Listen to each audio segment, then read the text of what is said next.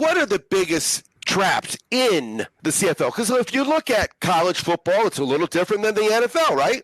And that's going to be a little different than the CFL. So give us a couple, 2, 3 of the trap scenarios that you've seen in your career covering Canadian football. We have one in front of us this week, but the ones in the past that I always look for if I'm looking to bet on or against a team is big win on the road, going home against a team with a bye. You kind of look at that. I call that a trap because the big win on the road, you would think that gives them momentum going into the following week, and I run the other direction on that one.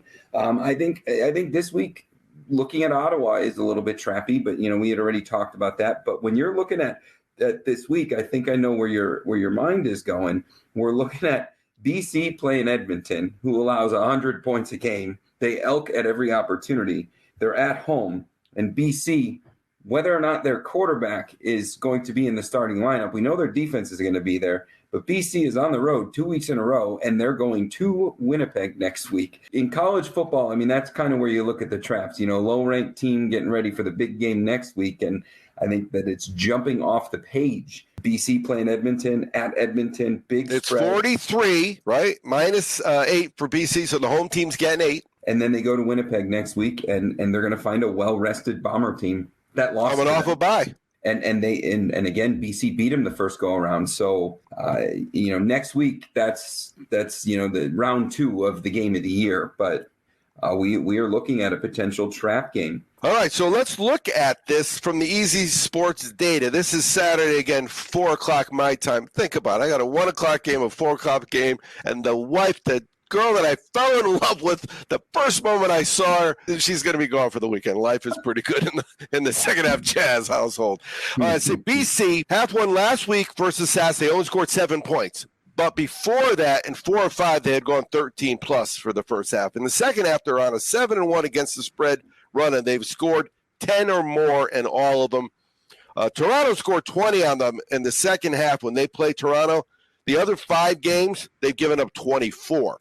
Toronto scored 45 on them when they beat them. The 5 other games, they gave up 49.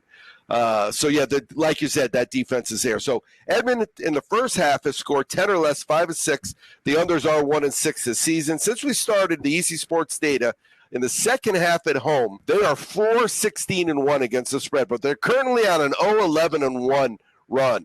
And part of what you don't get credit for when we give you your hourly rate for watching this show is all that second half activity. It was 3-1 again last week, I think. But for the last 12 home games, they have allowed 24 or more in 11 of 12. And if that isn't Elkin, and you know what? The BC quarterback's got a whole other week, right, to get better. My apologies to our friends north of the border that are actually in Canada and have access to better information than we do.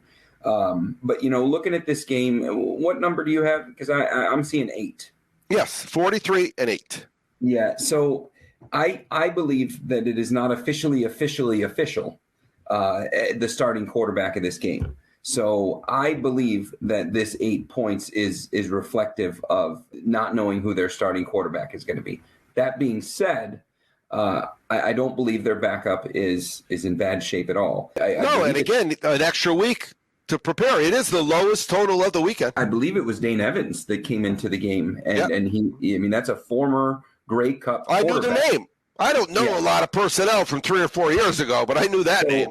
So now you're looking at last week we were comfortable laying 15.5 points. Part of it was because we know what Winnipeg could do, but the other part of it, probably more so than what Winnipeg could do, because Winnipeg has taken us for quite the ride this year and given us some confusion.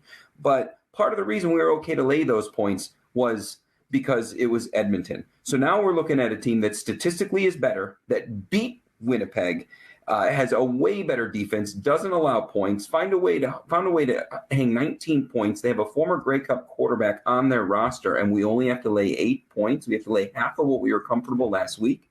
You could call it one part Elking, one part BC's great defense, but I feel like this is a discount because if VA sees any form of game time, and if he was starting, we'd probably be looking at a spread in the teens. So I think BC's still going to beat them. Dane Evans has had a whole week to work with the ones. They still have everything that they need to beat Edmonton.